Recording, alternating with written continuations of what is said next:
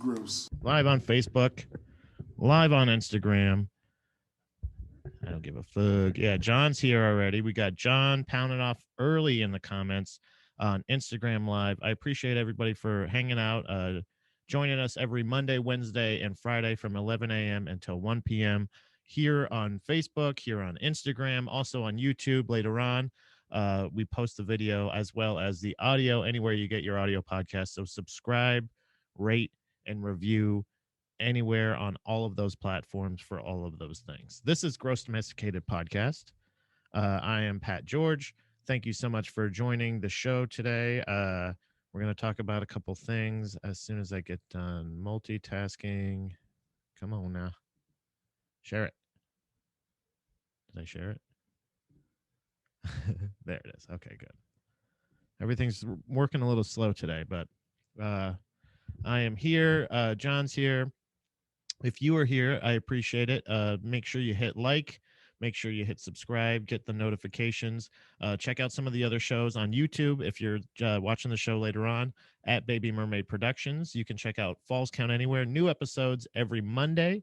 Every week we have a new episode. Our most recent episode, we have our Promo King Championship is underway. And because I was thinking about what's going to be coming up, I'm excited to announce something coming up about that.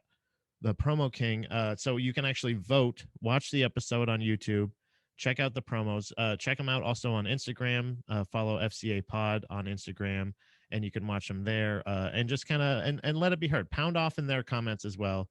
Let them know which promo you like, whether it be Danny Delco, who is the current reigning Promo King, or possibly Bobby Tambourine Man, as he puts it in his promo.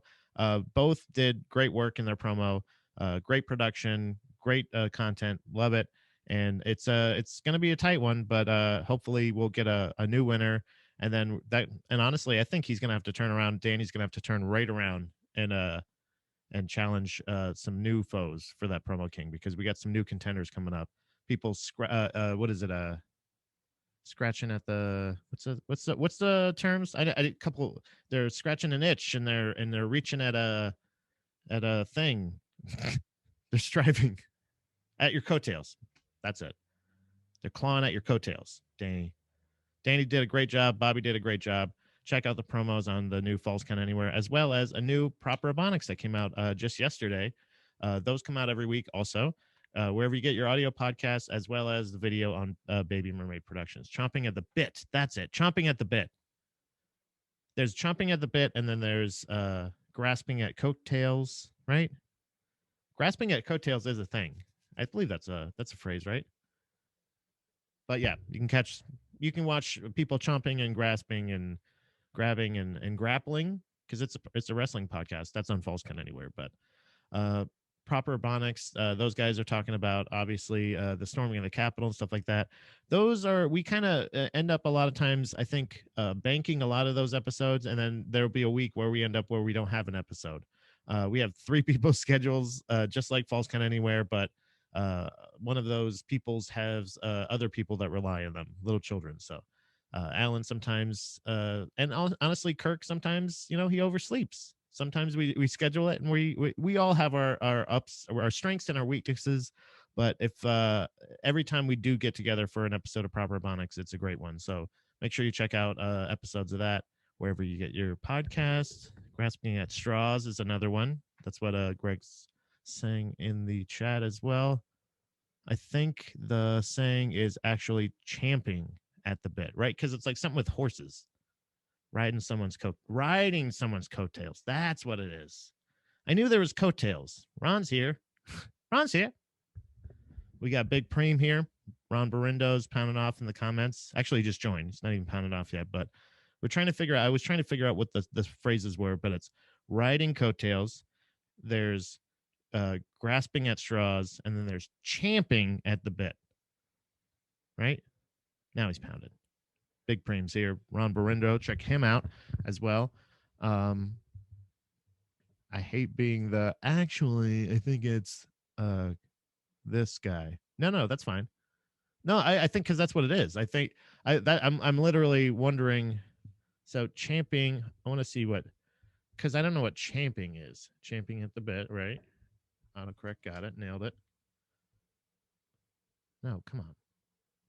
Champing at the bit is, which is the correct which is correct? Chomping at the bit or champing at the bit? The original phrase is indeed champing at the bit, but chomping at the bit emerged in America's 1930s to the Oxford Dictionary. Emerged in America in the 1930s, according to the Oxford Dictionary, and chomp has overtaken champ in common use. A Google web search for champing at the bit returns about twice as many results as a search for champing at the bit. Chomping at the bit, sorry, is twice as much. So, what is champing at the bit? Wait in an impatient way or do something we've all been champing at the bit to get started on the project. I hate. Sorry, we got more pounded off here. I'd rather be that than the idiot saying chomping at the bit. Ask Danny Delco, the guy. That guy has been champing all over the place. What? Wow. See, but we don't know for how long. How long will he be champing? His championship may be over. His reigning RAIN championship might be over now. Championship just sounds like somebody from maybe Wisconsin saying champion. I think instead of Tom Brady, it should have been Wisconsin, the Green Bay championship rounds. They should have been the NFC championship. So they should have won it. I don't know. It's a dynasty. Champing at the bit. So that's I think that's what that is right there. But what the motion of champing is chomping, right? Like, who knows? Nobody knows. We honestly don't know because even when I Googled it, they're like, yeah, well, it's either one. It happened around the 1930s. It used to be champing, but then the word just changed. And you know that I'm a person who's very interested in words on the show. I like words. I like learning about them. I like trying to say them. It's hard to read them, but I still do it. But I don't, if you're just gonna say, yeah, around the 1930s, people just stopped saying champing and they just started saying chomping, and then not like say why it just became more common. I really don't like that about. I don't know if that's just like vernacular, common vernacular or whatever, like common usage. If people just stop using it's the Mandela effect. It's the fact that that is a thing that somebody calls it the Mandela effect when it's just you being wrong. you're just wrong about a thing, and you're saying so when people are like, no, I think it's champing or whatever, like they still have that same, but there is a right, like it is champing technically. You're right, John. Like you are, to be that guy, it is the correct term, champing at the bit. John's an old school guy, we know that. He's a classic dude. But when you say, oh wait, hold on, he's saying something here. It is something with race horses. The bit is the thing in their mouth, and the reins are connected to. Yeah, so you're like, but the champing at the what champing at it? What does that mean? I when I looked up champing at the bit, it just explained to me that that used to be what it is. Now it's chomping at the bit, just because people stopped saying it. And I would agree with people, but you should wipe the other one away. You should say it used to be that, but that turned out to be wrong because for some reason we kept saying champing. Like but it's actually, we meant to say chomping.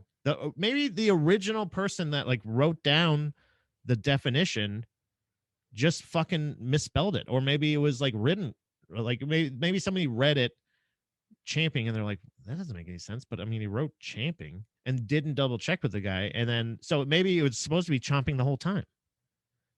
Is Mandela effect the thing where you always confuse Morgan Freeman and Nelson Mandela?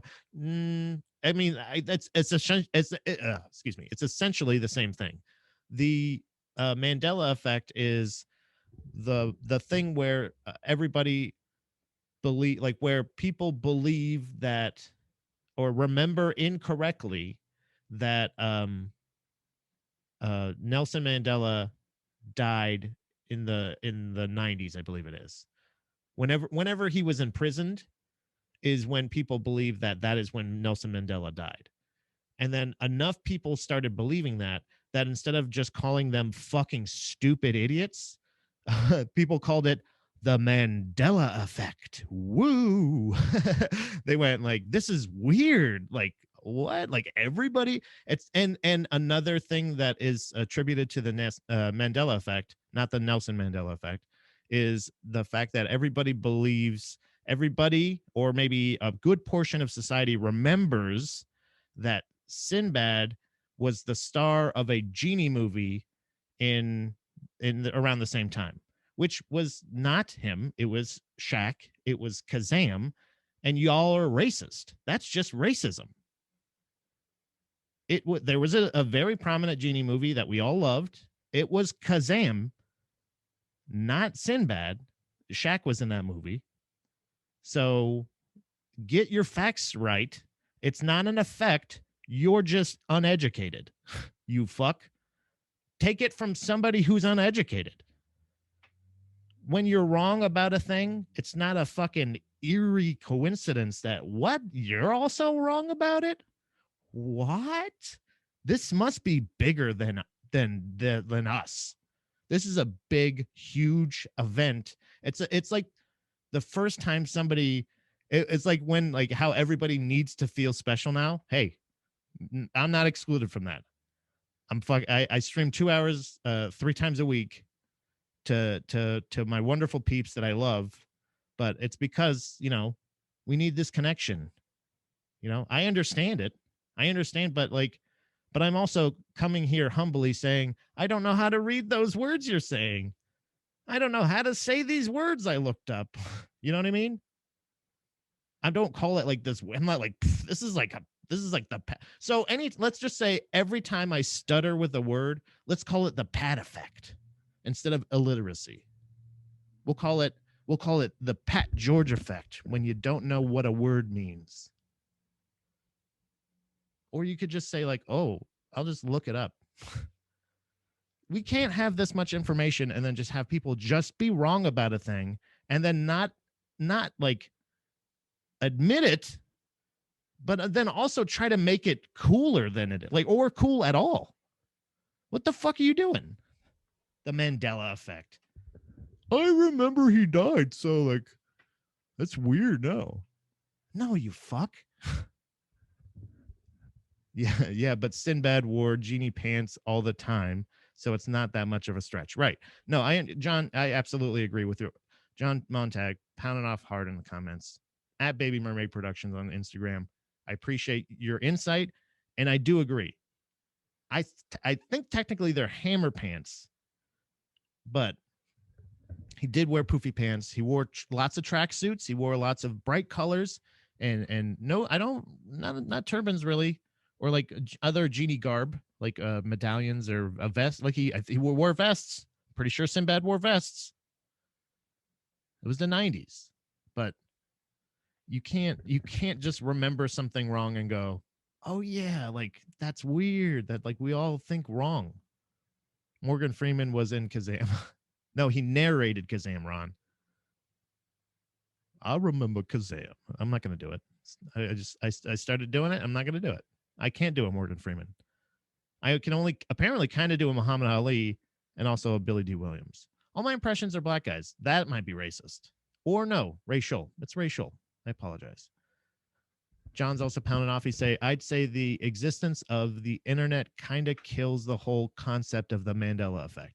Yeah, let's say it was this weird phenomenon that was like, whoa, everybody remembers something incorrectly. Ooh. Once we all get the fucking internet on our hip, you know what I mean? We all got it in our phone cases on our belt loop. Like I'm pretty sure everybody else has their phones, right? We all wear our phones like that in a little case on your belt loop. You got a little leather. You got it right here. There's no effect of you go, oh, Nelson Mandela, hold on. No, I was wrong. Here's the real fact. Like, I thought they were for parachuting. Oh, they wore, oh, yeah, parachute pants. They could be parachute pants. Pufferfish. Have you ever guys ever seen look up a blowfish, not a blow, yeah, blowfish skeleton. Very interesting. You should check that out. Wait, Sinbad was in Phenomenon? I thought that was Travolta. No. See, Travolta, you guys aren't remembering this. Travolta was the president in First Dad. First Kid, sorry. Damn it. Fucking fuck that up. There's a lot of crossover. A lot of Kevin Bacon, 6 Degrees of Kevin Bacon is solved with somebody. I heard somebody reference the movie JFK as a great movie to tie a lot of people together. Also, First Kid, star-studded cast. You know, like when you go back and you watch a movie after you like a couple shows as an adult and you're like, holy shit, that guy's here. Oh my God, I like that guy. You do that in First Kid. Go back, everybody's in it. Belt clips are for are deal breaker. Casey's not into belt clips. Luckily I am joking. Wouldn't that be awesome if I lost a GDP just because I wore a belt loop? I do have a knife on my usually around, but that's for cutting things open or people open. Allegedly, not literally. Do I have to say that? I should probably say that. I'll say that. Allegedly. Bell clips. Isn't Phenomenon the Dario Argento horror movie with Jennifer Connelly? No, I don't think that is. I honestly don't even know that reference, but I'm pretty sure we're all talking about Phenomenon. Not a great Travolta movie. To be honest with everybody, I'm going to put it out there. Genuine Pat's here. I don't know if you saw I don't know if you saw Pufferfish Pat, but he went to go look up things on the internet, and but Pat's here, Genuine Pat's here, and he wants to say Michael is not a bad movie. It's weird, but it's not a bad movie. It's a pretty good. If we're being completely honest, and I don't consider necessarily Face Off to be a Nicolas Cage movie. I consider it to be a Nicolas Cage and John Travolta movie equally. And I don't necessarily love it completely non-ironically. There's a lot of like, boy, oh boy. But it's also I don't mind. I like Broken Arrow. That's another John Travolta movie with him and Ethan Hawke. I like John Travolta as a bad guy. I do. I haven't seen Battlefield Earth, but I hear that there is some very memorable performances in that movie. But if we're talking John Travolta movies, Phenomenon, was that him? Wasn't there a Kevin Spacey movie not too different from that one? You know, like how they they each do a disaster movie, they each do an asteroid movie, they each do like a president movie. I feel like they did I think it was K-Mac, right? Wasn't that the Kevin Spacey vehicle?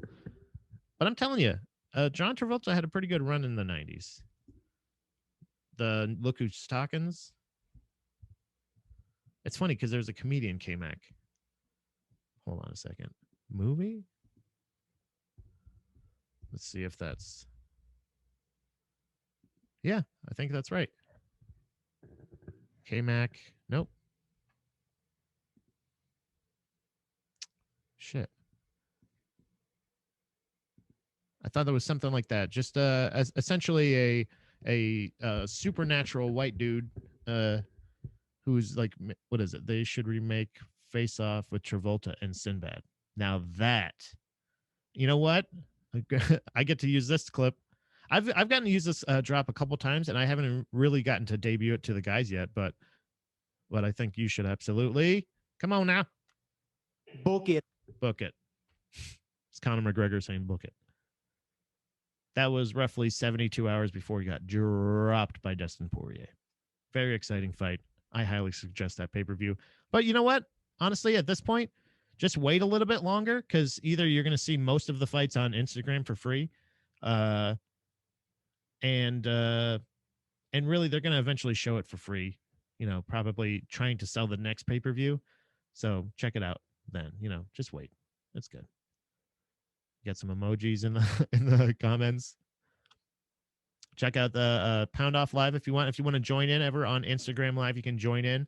If you just follow Baby Mermaid Productions on Instagram, you can ask to join the conversation. I'll let you call in. Your audio will be only on the video that's saved to YouTube later on, as well as on Facebook, because I do delete the Instagram video at the end. So if you're ever checking out the show live, you can ask to join. You can just pound off in the comments as well. I read them along, and you know that. But we're talking fights. Ron's here. We got original Ron Kane is in the comments now. So if you want to join in, you can join the show there. Poirier all the way. Yeah. I mean, they show his stats. He's, I think, now ranked 7th overall, pound for pound.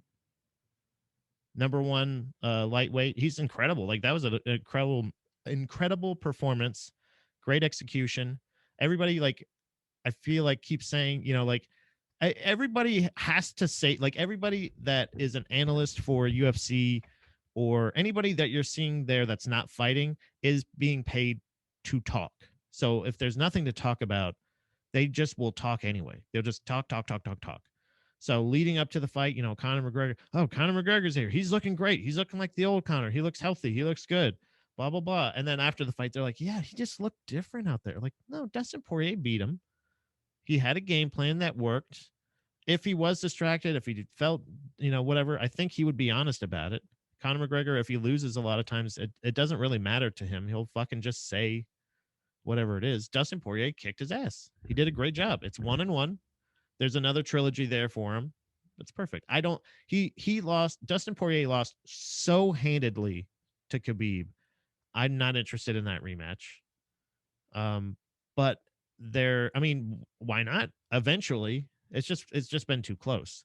So Dustin, you want to say Dustin Poirier all the way, but he could probably beat Michael Chandler. That's an interesting fight. Him against Oliveira would be really cool. 2 grapplers. Dustin Poirier, he's a black belt in jiu-jitsu. He's fucking good. But so I'm more interested in a Conor rematch for the next trilogy, not right away, obviously. But Poirier fucking kicked the shit out of him. Great job. Second round, made it and also I think that's more notable too.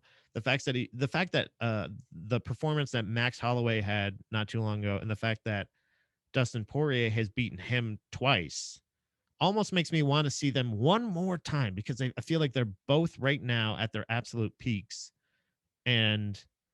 But you beat him twice. You beat somebody 2 times in a row.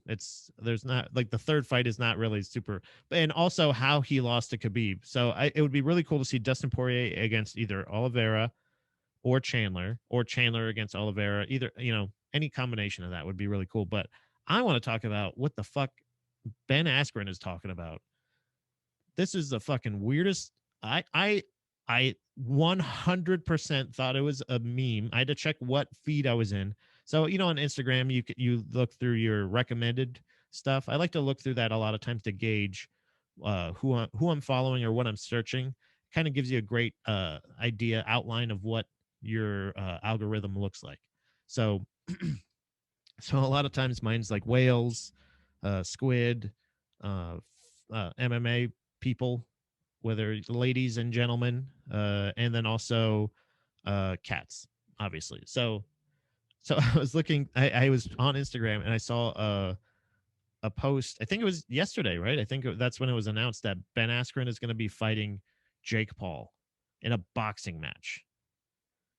And I'm a guy who is in his house, his home studio, currently streaming on his butt. So I sound probably just like every other shitty fucking analyst, dickhead, or wannabe fucking professional or anything. But I, in my humblest of opinions, think I would be more of it would be more of an even matchup for me and Ben Askren to box than for him and Jake Paul. I think that Ben Askren is going to get fucking crushed by Jake Paul. It's I don't like that.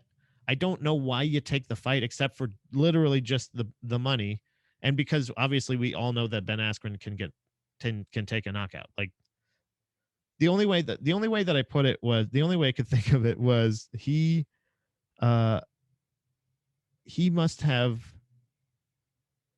like, his last knockout was apparent, like he has been, his last two fights he has been put out. His last two professional fights in the UFC were against Jorge Masvidal, and then at which we all know how that happened. If you don't know what happened, just Google Jorge Masvidal, and most likely that clip will be, if not the top the top result, it would be in there. It's a flying knee directly to the forehead of Ben Askren, and he just he starches him, as it's called, because he goes, it's nuts. And then the next fight, I did pull up some highlights here of Ben Askren. This is not a joke. This is Ben Askren's last fight in the UFC. Hold on, let me pull this up here. Take that down and then pull this over. You guys can see live here. I don't know if you can. Yeah, you can make that out, right? That's Ben Askren's boxing. Now let's against Damian Maia, who is also not known for his striking. And I again want to preface this even more by saying I am the non-athlete guy who consists on mostly chicken sandwiches, saying, but like, what the fuck, man? Jake Paul, like, yes, you have trained boxing, but it doesn't look like it. This was supposed to be a grappling match. It's the best jiu-jitsu player in MMA against the best wrestler allegedly in MMA. But then at this fight, spoiler alert, Ben Askren against Damian Maia ends with Ben Askren getting choked out. Not tap. He got choked out. He went out. And you're going to say, yeah, straight boxing, me and Jake Paul. Everyone wants Jake Paul to get knocked out, right? I won't even spell his name. I don't want him or his content in my algorithm. Okay, I gotcha. Big Preem feels very strongly about Jake Paul. I would love to see him get knocked out. That's why I don't understand why this fight is the fight that we made. Why is this the fight? Because what's the other guy? Logan Paul, the other Paul is I believe signed to fight Floyd Mayweather in a boxing match. Yikes. We all know how that's going to end. That's the one. Well, if Mayweather decides, or if there's something, I would hate to accuse anybody of wrongdoing, especially Floyd Mayweather. I don't know. But if I would have to assume that maybe there might be a stipulation saying like, hey, this is a gentleman's agreement that you're not going to try to fucking take my head off. But if Logan Paul gets wild with Mayweather, I wouldn't count him out. I wouldn't say that he's not going to, because he could take his head off. But I am not somebody who is a professional fighter whatsoever. As you all know. I've made that abundantly clear in my life. Sure, I'd love to be, and hopefully one day I'm going to learn how to be an excellent fighter. But I also, much like I was saying with the Mandela effect, sometimes you can just, it's the Ben Askren effect from before when you retired. After you got beat handedly, and you're like, you know what? I think I can retire. I think I'm going to retire. If this is just for publicity or whatever, go for it. But I'm actually kind of concerned for him. Jake, I don't know what kind of regulations there are. Like, I don't know we were talking about steroids on the last episode, all about baseball and sports with steroids. But I'd watch Jake Paul's fight. Wow, he really is not. You're making it hard to read because you actually will not write Ron Barindro, premium wrong, big preem himself will apparently not write either one of the Paul's names. And if you want to see how it's JPA space UL. Paul to get knocked out, right? Oh yeah, I'd watch Jake Paul fight. So it's Jake Paul and what's the other one? Logan Paul. So you'd watch Jake Paul fight the Kardashians. That'd be good too. Oh, he doesn't like Kardashians either. But I know that's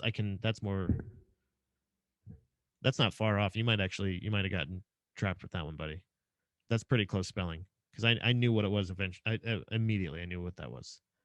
I don't know if you tricked the algorithm. So what about Ben Askren against Kim Kardashian? Ben Askren against Kim Kardashian. Book that fight. That's a good one.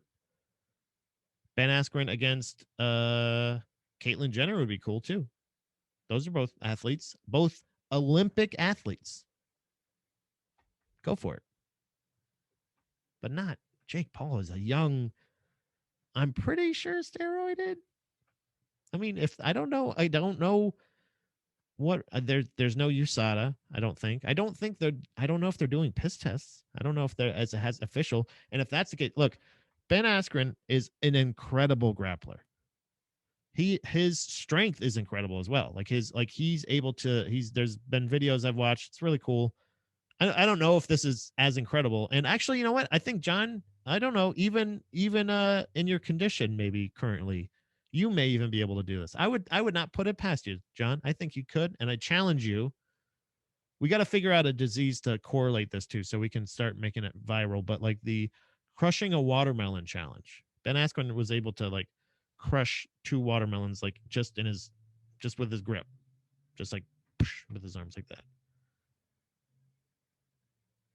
I couldn't. I know. I fucked my shoulder up this morning.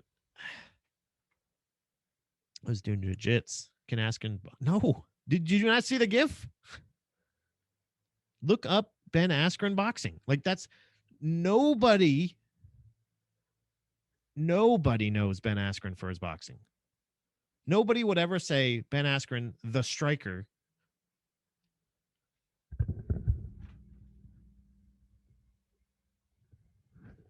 John's coming in. Ben Askren is dog shit. There's another. Hold on. I got another. What's up, buddy? Did you not see the gift that I posted? Hold on. Look at this. I'm gonna put up another one. Wait, where? I'm gonna put up behind me. One real second. One real second. Can you see that at all? Is that probably not, it's cutting off like as a boxer. There you go. You see that? Yeah, I got it now. Yeah. Oh wow. That's good for him. Put CBD cream on your shoulder. Oh, okay. I got to get some CBD cream for my shoulder. So Ben Askren is a trash boxer. Yeah, this is bad. It's bad news. Like, but my argument is like, Jake Paul's not a good boxer. He's good if you went to a gym. I'm saying this as a guy who hits a heavy bag in my basement every 4 weeks. But if you went to a gym, he might be the best guy at that gym. But like, I don't know if he has any defense. Like he fought Nate Robinson, who's half his size. So okay, but I'm more concerned with his strength. If I'm being honest with you, I feel like he has Ben Askren in particular has the way that it's been put, and I wish I could credit. I think this was just a meme, so I don't know. You know, with a meme, you can't really actually credit anybody anymore, unless you create it and put your fucking stamp all over it. Your watermark. Yeah, your watermark all over it. Your watermark. But but there's Ben Askren looks like a creative character before you do anything to it. Yeah, he does. You know what I mean? A good point. Like and like almost, and then when you do it side by side, you're like, holy shit, is he? Was that his fashion choice? Like, is he choosing to be the guy who says like, and that was okay. So that was his appeal before. The only thing I can understand with this is for publicity, because Jake Paul is, I believe, way more famous than Ben Askren. Oh yeah, So definitely. and Ben Askren is his first fight in the UFC against Robbie Lawler was crazy, and it's embarrassing and it ends controversially. Was the only win he has in the UFC. Okay. So then he fought, his next fight was against Jorge Masvidal, which have you Yeah. seen that? Yeah, I did. I heard you said it. I've been looking up everything you said today. That's why Yeah. I sent you emojis earlier. I looked up the blowfish skeleton. Yeah. It's crazy, right? Pretty crazy. And then him against Damian Maya was the one that I showed the gif of earlier with him. Just it is horrendous. Like when two grapplers are standing up, it looks like dog shit. It is not elite level. It's not even like you wouldn't even watch this on a like Dana White's Contender Series or some shit, like the Underlings or whatever. Like, do you think it's more for the paycheck? I mean, it's obviously a paycheck. It's going to be stupid money, right? So it's got to be hard to turn down. But then for Ben Askren, do you think it's more for the paycheck, or is it more to shut Jake Paul up, like in the name of MMA? But I like, he's not our hero. He's not the hero. You know what I mean? Oh yeah, no, he's just the only one that's going to take the fight. And that's what I'm saying. It's like such a dip. I feel like there's like, I would like to see like BJ Penn against him, like somebody who's like retired for a couple years. He's but you got to look at like Askren isn't someone who's good. He's not going to, I mean, if he's already not that big, he's not going to lose face. Like he's got a lot to gain out of this. And that, like, if Conor McGregor did it and even caught one punch on the chin, it would look bad for him. You know what I mean? Yeah. Like Ben Askren is just like he's an everyman's kind of MMA fighter where it's like this could possibly be, and who knows, maybe this just catapults him into a new career of just fighting internet idiots, like, I mean, making millions off of that. If it was even just a straight up MMA match, and they said even like no leg kicks, no elbows, I'd be like, oh yeah, Ben Askren could definitely win this. I just don't get why celebrities, I mean, if Jake Paul is a celebrity and I guess the definition of the word, but why they always have to, it seems like they always end up trying to go to boxing. Do you think it's like everyone just calls him a pussy for so long that eventually they're like, oh, I got to prove that I'm tough? Because like Jose Canseco just signed on to fight in the Barstool boxing event that they do. What is it? Rough and Rowdy? Yeah. Like Jose Canseco, who he probably has no money because I'm pretty sure he was bankrupt like 7 times. Like it just always seems like all these former stars go to boxing. I think Dustin Diamond, Screech was a boxer for a minute. I think what it is there has to be some kind of correlation with like shit talking, like an inadequacy. You know what I mean? Because a lot of them are usually, if you think about it, a lot of them are like heartthrob guys or like dudes that were like attractive. Like Jose Canseco was like a hunky dude that people desired. Now he's not only does he not able to do the thing that he wants, like the thing he's known for, right? Or even work adjacent to that. Really, he doesn't have a commentating job. He doesn't. No, he's a moron. So he needs to be like still like kind of, I feel like, admired in a way, and by those same people, and I think that audience is still there. So if you're like, oh, I used to watch Jose Canseco play all the time, I will watch that fight. I think it's a built-in audience to watch him. He thinks like cheering for him, but really everybody's watching to be like, oh, Jose. Do you think it's also just because it's almost like boxing and stuff? It's like as long as it draws eyes, someone will sanction it. Ron, Big Preem's pounding off. It's either boxing or dancing. That's actually a really good point. It's like 50-50. Do you think it's just there are things that can draw eyes? Like you never see someone like an actor is just like, you know what, I'm going to become a pro golfer. Because it's like, one, they're not good enough. Daniel Cormier said that when he retired from fighting. He said he's picking up golfing, and he says, I want to be the next. I think he said Tiger Woods, but I think that's only because he's black, which is racist if you think about it. Well, I mean, there's a lot. Like they say Tony Romo is probably the closest pro athlete that could have ever maybe made a cut they do the cut for the tournaments, and he would have been at the very, very bottom of it. Yeah. So like. And I don't know. Still. It's just interesting that but it seems like boxing and combat sports and dancing, as Ron said, like it's an open door for anybody that wants to come in because it's just eyes. Like as long as you have eyes on it, Yeah, I think If you got views, I mean, yeah, he says we got Greg pounding off in the comments. It says Mike Tyson was the weirdest celebrity to boxing crossover. Yeah, I could see that. Yeah, that is strange that he you was made like, it sound like, what's up, Craig, by the way?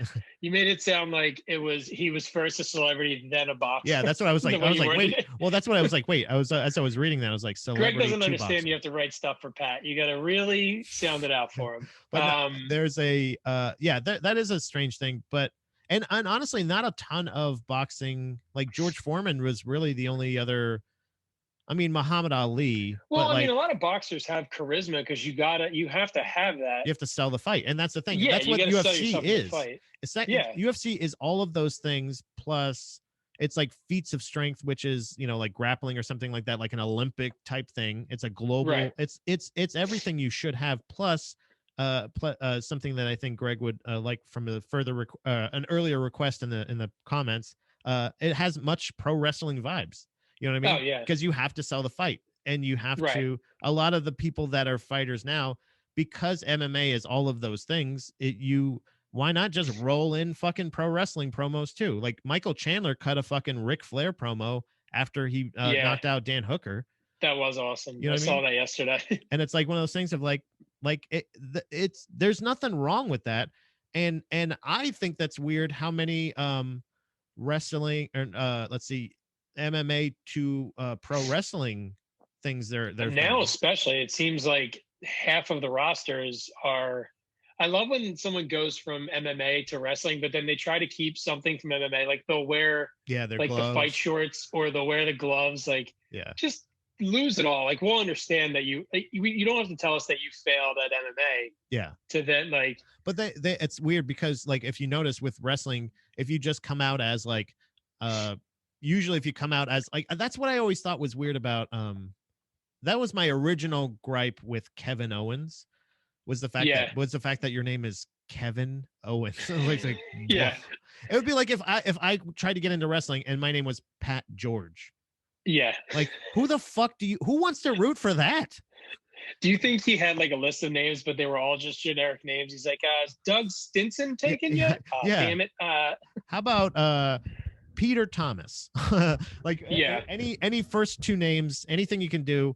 So like even what's his face? There's a guy. What's the one? The guy who has no hair. Not Steve Austin. Bald wrestler. Yeah, that there's so few. I don't want to say Bobby Lashley. Yeah, I always think it's ironic. Not does he not have hair? He doesn't have eyebrows either. They're tattooed on. I that's what I'm saying is like that's why that's how I remember him and who he is because I remember that he's hairless and ironically his name is Lashley. He doesn't have lash. Yeah. So I didn't even think about that. That's good. If he has alopecia, then he doesn't have eyelashes. So his first wrestling name was Bobby Alopecia, which is a better name. Like that'd be great. And that's your if that's your character. You just and especially if you didn't have it and you just really committed and every week you shaved a little bit more of your hair away. Yeah. And you were just the alopecia warrior. Then you could be Bobby Haraway. Hey, dude, I'm saying anything is better than Bobby Lashley or Kevin Owens. Do you know what I mean? Like Bobby Lashley. Discuss bad wrestling names now. Well, yeah. Well, anything concerning if that's your shtick, like you just need something, and I feel like those are just nothing. Like, but at least a UFC fighter was like, "Hey, remember I used to be in the UFC? See? Yeah, you know what I mean? I see the fingerless gloves. I'm like the Big J of fucking combat sports. I need to come out here and the Dice Man. Hey, look at me. Hey, hey, I'm rough Ronda Rousey. I was rough. Like, why can't you just be like? Her thing was hilarious because it was just like she was like, all right, well, one, I'm gonna wear ring gear essentially from MMA, but I'm also going to steal Roddy Piper's gimmick. Yeah, can I just be Roddy Piper? Yeah, I'm just also not good on mic. Like, no. That was my favorite. Actually, that was one of my favorite drops for.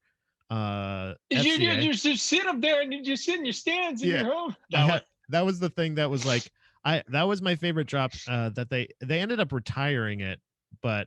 It was I think it was line of the week. That's what it was. Yeah. I was trying to find it. Here it is. That was a good one. It's in the retire. I want to just pull that up. Here it is. Line Sitting here in the same seat booing me. Line of the week. Those aren't even words. Booing me. Take your time, Rhonda. Settle down. I wonder if she would have benefited from if they just gave her a heater, like if they gave her like a Paul Heyman type guy I mean, and oh yeah, like a mouthpiece and just let her be a stoic badass. yeah. Like, Be tough. Just go stand there and just be like, yeah, like that's the Taz and most like when you're quiet, that says so much more. Like oh yeah, that, you know what I mean? Like there's when you're more intimidating when you can't when you're not. You just don't, because when you flub a line, it doesn't matter who the fuck you are.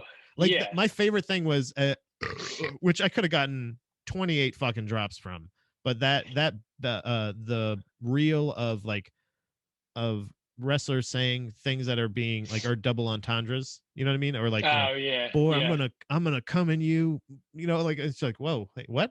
Oh hey, I'm gonna come in. I mean, anyway, like it when you have those things, you can't. It's hard to jump back on track, and yeah. and that's the thing that I think was it you that posted about it that was saying like you hate Jake Paul, but like he can do, or no, it was somebody talking about how he can be a heel. He does the heel thing very well. I I saw don't that think I just this did, but morning. I totally agree with that. You know what I mean, he's doing it very, very well. And Ben He's Askren, essentially just reading from like the handbook of heel, like right.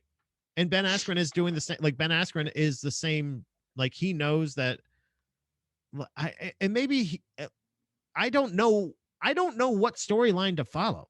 Like, and I don't think I want to follow any of them because I kind of feel like this is going to be bad for Ben Askren. I think it's going to be really bad for Ben Askren. Yeah, I always want to know like behind the scenes. Like I know who did he pull up on and he threw toilet paper at him out of the back? Jake Paul. I have no idea. Connor's striking coach. Oh, really? John Kavanaugh?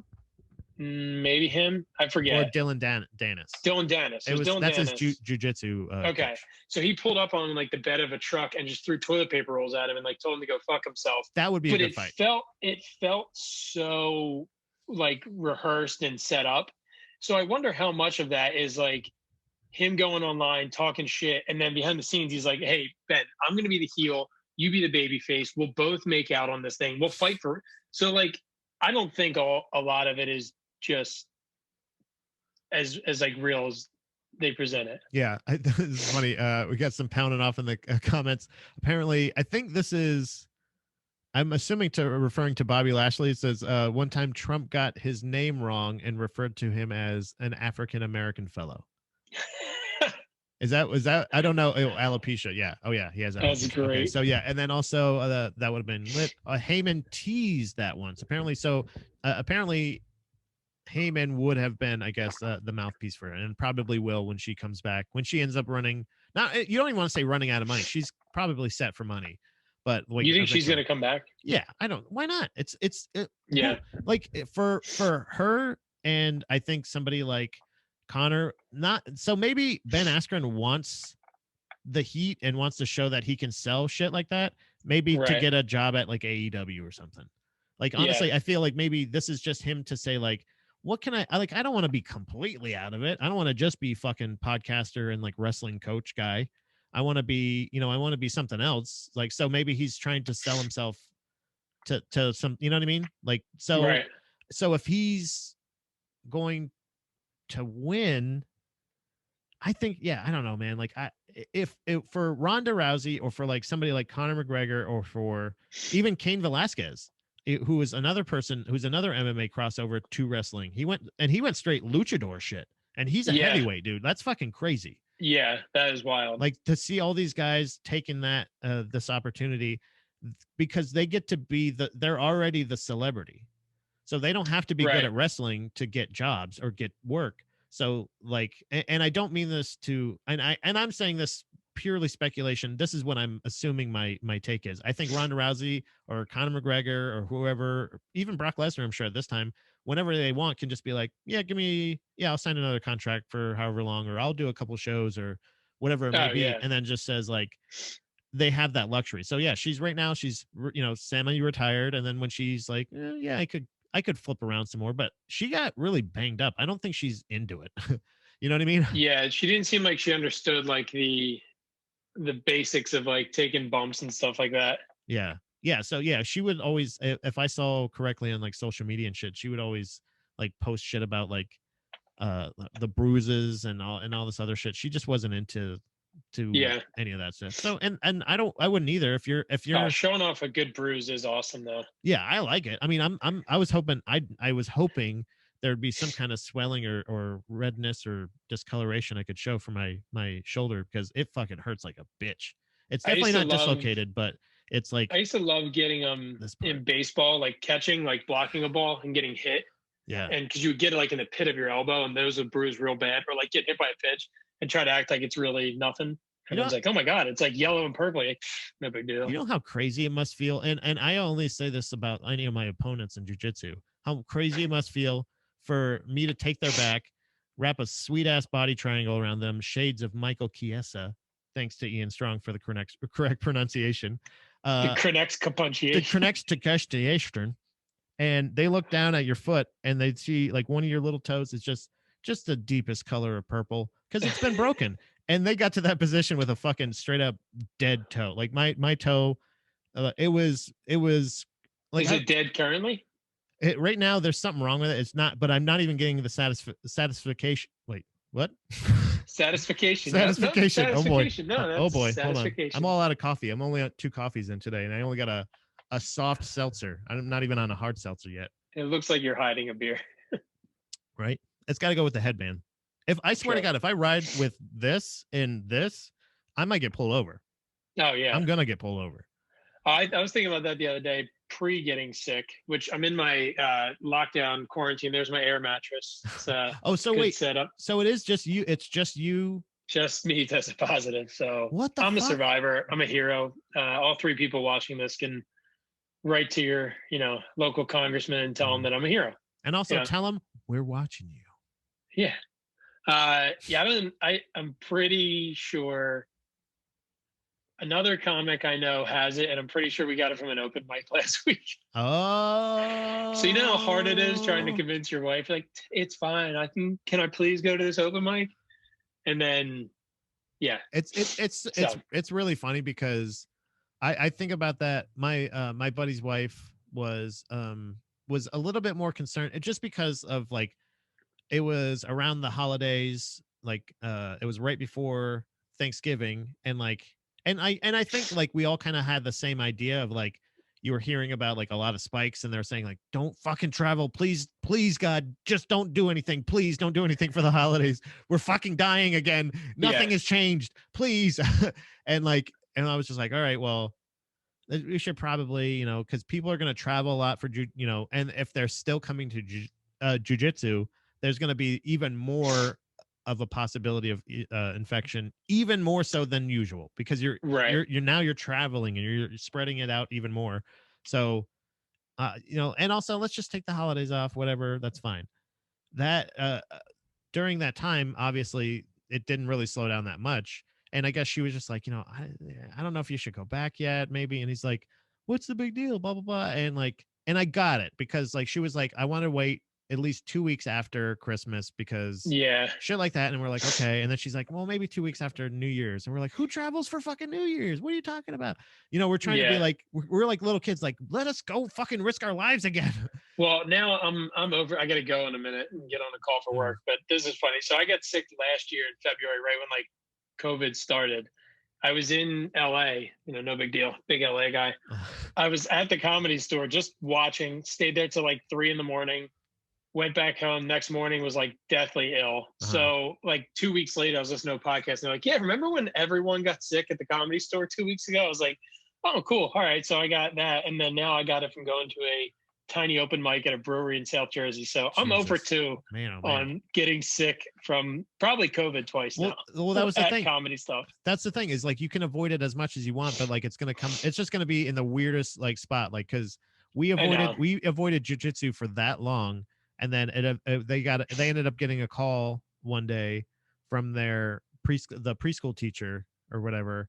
And they're like, oh, well, the preschool teacher tested positive. And we're like, what the fuck? We're like, we've been doing this the whole time. Like, and it's just funny because it's like, it's everywhere, man. Like, you got, I'll come back on. We can talk more after I have this call. It shouldn't be too long, but it is funny because it's funny. I tested positive yesterday, and everyone's like, oh, where did you get it? Did you trace everything back? I'm like, I could have got it from walking into Wawa. Like it's Yeah. not. Yeah, it really So- could have been the mic, or it could have been anything else. But actually, it's funny that you're bringing up all that because I'm getting vaccinated today, buddy.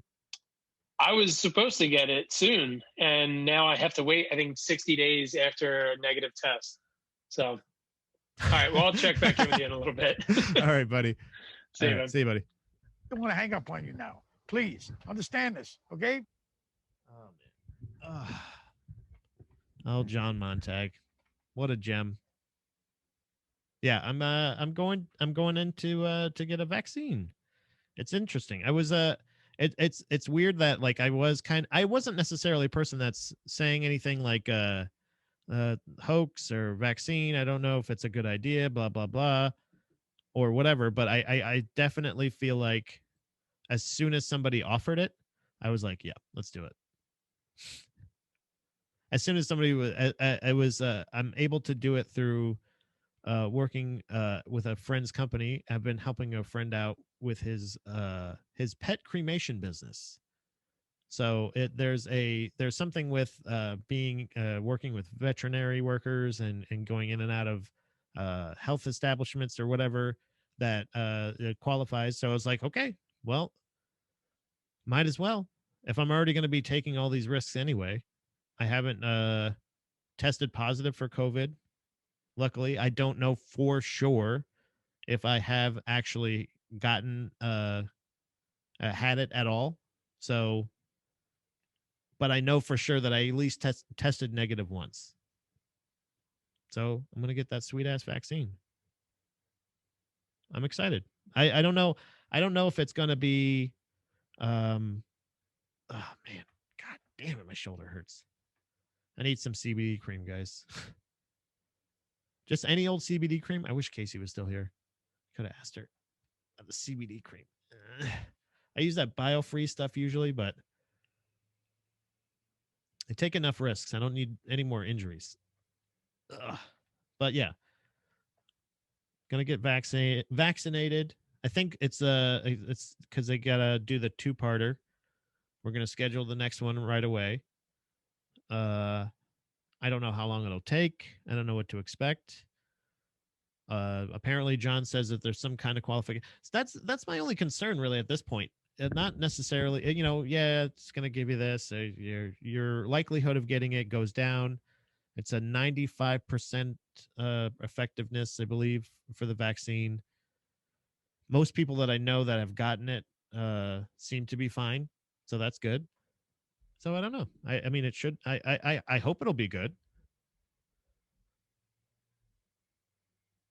Oh, here we go. Casey is here. Don't get cheap CBD. Use. Oh, this sounds like this sounds like an advertisement, but this is don't use cheap CBD. Use infinitecbd.com. Best to hit a head shop, not get gas station CBD stuff. Very okay. Very insightful. Very helpful. I'm gonna try that. I usually use BioFreeze. It's kind of like a high end, not even high end, more expensive, I guess. Icy hot. It's fucking ugh. All right. Well, I'm gonna get the vaccine. I don't know.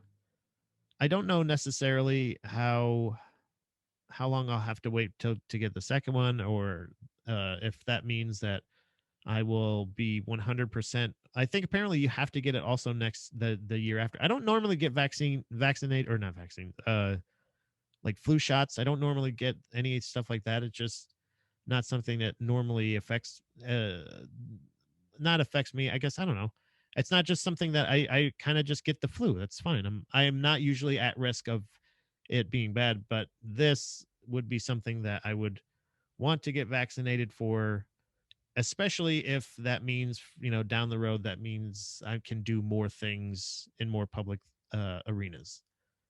I would like I don't know what the process is exactly for the rolling out or anything like that, but somehow I've qualified for one and I'll take it.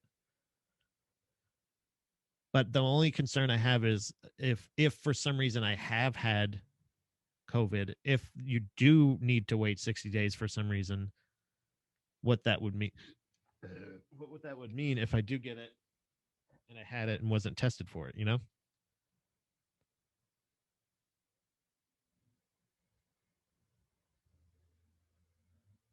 But if that's the case, if I do for some reason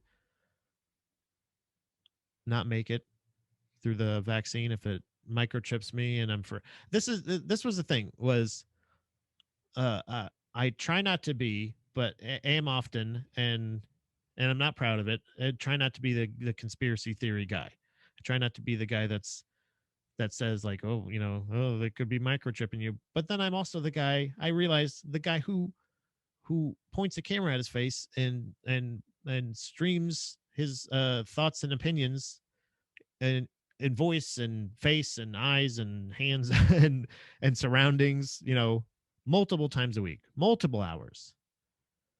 So like what other than that, if it is a health issue, it's a health issue either way. That's a 50-50 thing either way as well. If it's just process of elimination, you have to at least start with the assumption that it's not a huge fucking plan all out to get you, blah blah blah. Which is hard enough for some people, me included sometimes. I'm not proud of it. But also it's getting past it's also realizing, oh, if you don't get yes, maybe I haven't had COVID, but maybe I have, but I'm way less likely to not get it again if I have, or for the first time if I get this. So other than that, I think I'll be fine. If I've been fine getting the flu or being sick before, even if there's a possibility that it does get you sick, I think I would be fine with that as well. So just take more vitamin D, get your vaccines when they're available, and be responsible. God damn it. Ouch. But yeah, like I said, I was able to do that because I have started helping a friend of mine's pet cremation business. And I have, I got to wear, this is pretty cool. So this is the mask I get to wear when I'm doing the processing. And this is why I feel like maybe or maybe not. I don't understand necessarily why working for that business would qualify me, because we get these sweet ass masks that are not P95s. Those are P100s. That's what a P100 mask looks like. Nothing. There's nothing in there. Just pure filtered air. Put those little filters on. Put the little, it's so cool. It looks like a Sub-Zero, Scorpion style mask. It's pretty sick. I really like those. I thought about taking it with me when I left after training one day, just because you feel safe as fuck. I mean, you think if P95, so if I have, let's say, 95% effectiveness with the vaccine, and for images of that, if anybody's listening to the audio only version of the show, check out Baby Mermaid Productions on YouTube and check for this around the same time on the video, and you'll get to see what the mask looks like. It looks crazy. It's fucking cool as shit. It looks like a painter's mask, kind of, but like has the two little circle things on there, circle filters. I cook meth if I want. I can run a cremation machine. I can process pets. I know all the things. I'm learning a whole new trade. How many other people do you know that are podcasters, comedians, jujitsu, let's just say baby blue belts? Not a blue belt. I'm almost there. But, it's kind of funny too, because I was talking to Jeff the other day. We were doing an episode of 6 a.m. and Jeff is my jujitsu professor. He's a professor and instructor at Harrisburg Jiu-Jitsu and Judo. And And I was talking to him the other day, and he's like, yeah, you're due for your blue belt. We got to get you your blue belt. And I was like, yeah, you're the one that gives them out. So let her rip. You know what I mean?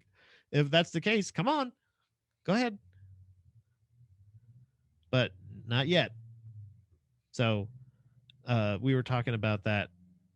We were talking about how important that is. So if you get, let's say, 95% effectiveness with the vaccine, you got your P95 belt or belt.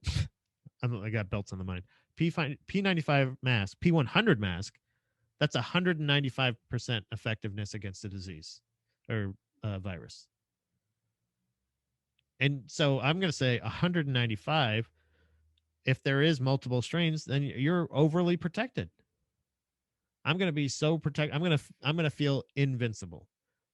Not like weak ass John. That's definitely, by the way, I didn't want to say this to him while he was here live, but I don't know if he's pounding off or if he's watching on his business call, but you definitely got it from the mic. That's crazy. How are you not being careful at the mic?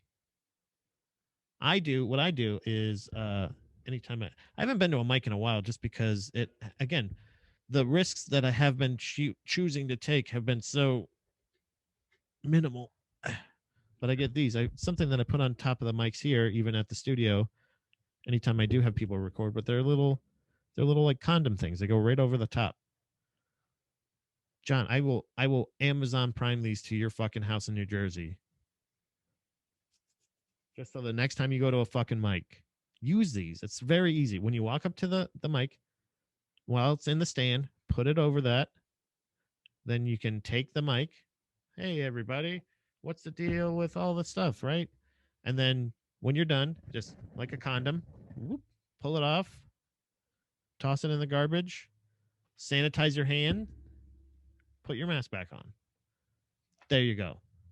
And this is important too. I think this is why I'm so nervous about going to open mics, especially at places that serve alcohol. It's because people get fucking lit and then they just start fucking taking their mask off and just talking loud. You know, people like when everybody has this weird mentality where they go, oh yeah, because you're sitting down, you can't get COVID. Like, no, fuckhead. You're still supposed to be wearing your mask even if you're not eating and drinking there too, stupid. It's all the time. But if you do, people think when they have a drink, they think that makes them invincible because they've joked about it enough times.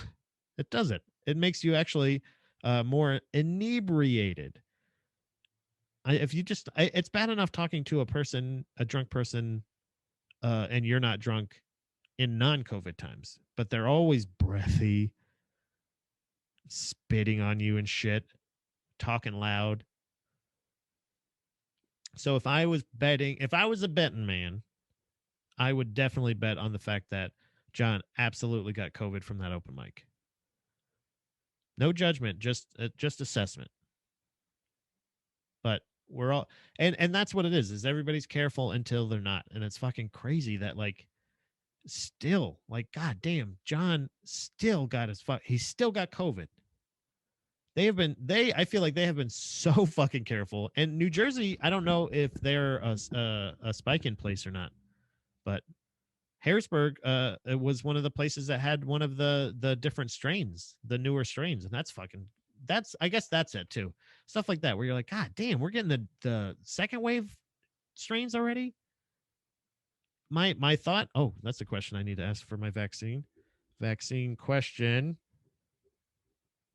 Does it work on second strain? Because if not, then what are we doing here? I'm not necessarily so concerned with just regular COVID right now, but definitely COVID, the new one, COVID 2, Electric Boogaloo, even 3. We got Premium Ron pounding off. I think it's just you and I in here, bud. Where'd everybody go? Well, everybody, people are busy. People pop in, they pop in, pop out. Casey comes in. People are working nowadays. People work at this time of day, usually. And when this is your work, Sometimes it's lonely. See, we get people popping in and out. Don't worry about it, Ron. If it is just me and you, what do you want to talk about? We can talk about anything. I was talking about betting earlier. Who are you going to bet on against me and Lemaire in the sumo match on July 4th weekend? That's what I'm wondering about. Pound off about that. Anybody listening, watching, anywhere, at any time, I want to know who are you going to bet on, because we're going to start the promotion train pretty soon, and it ain't going to stop until July 4th weekend, when you guys get to see Lemaire Lee and myself square off in the Salt Circle. It's not even squared. Salt Circle, for the first ever GDP Live sumo fight. I don't know. That's the working title. We don't have an exact title yet. But Lemaire Lee and I decided on the last episode of GDP Live that we are going to sumo fight in John's backyard. Maybe. I mean, considering he's fucking COVID ridden at this point, it might be a fucking ground zero for the next wave. But we are going to be fighting outside. That's why we chose 4th of July weekend. We already have our official in place.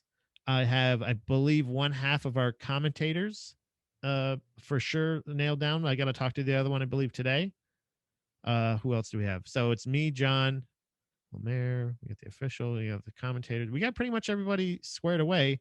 Now we just got to get the betting lines, because I want to start getting the odds in. I want to start figuring out how people, and then we're going to start training. This shoulder injury is not going to help. I got to tell you. I got some time to recover, but I'm going to need to rehab the shoulder. Ron's pounding off some more. I sit in the studio alone for weeks at a time, hence me joining in on all the pods. Hell yeah, buddy. Appreciate it. I'm saying my hype for hold on, wait. I'm saving my hype for a few weeks. I want to see the bonus of this project I could put together. Hell yeah. I want to see the bones. Okay, I got it. I thought he said bonus. Because I can't read. Yeah. I think it's gonna be great. It's me and Lemaire in sumo attire, in a sumo wrestling ring mat. I don't know what we're gonna get for that. Again, we're talking bones. We have an idea of bones right now, but we got some promo people in line. Obviously, Preem, Big Preem. He's going to be helping out. I'm excited. I'm very excited. I was very left out. I felt very left out when Lemaire would do a lot of those the comedian grappling matches in Sydney's house in Philly. And every time I just felt like, man, I can do that. And it started with him and Naeem. We talked about it in the last episode. But I think absolutely. Premium Ron and Montague are absolutely going to crush the merch. We're going to have some sick ass fucking merch. It's going to be a huge event.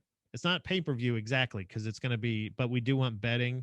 You know what? It might be pay-per-view. I want it to be pay-per-view. That'd be so fucking cool.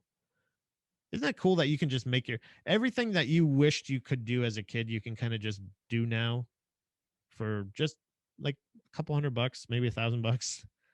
Like if you want to, you're like, oh man, how cool would it be to fucking main event a pay-per-view? Yeah, just create a pay-per-view and just do it. It would be great. It would be what you're referring to as a kid wouldn't it be awesome to main event this pay-per-view with all these thousands of people here and all the millions of people watching at home, yada, yada, yada. But the actual, like, I want to publish I wish I could have a book published. And like, oh yeah, you can just self-publish. And like, really? Fuck. Merch was always a huge thing. I always wanted to be, anytime, ever since I started like really listening to music on a regular basis and enjoying merch designs of bands I loved, and finding a sense of like a similar sense of humor as well as design aesthetic in a lot of bands, where I'm like, man, they make fucking cool ass shirts. Whoever the artist is that designs their shirts are fucking awesome. They're stellar at it. So the fact that I have Big Preem, I got Ron Barindro working on our merch for this fight, it's awesome.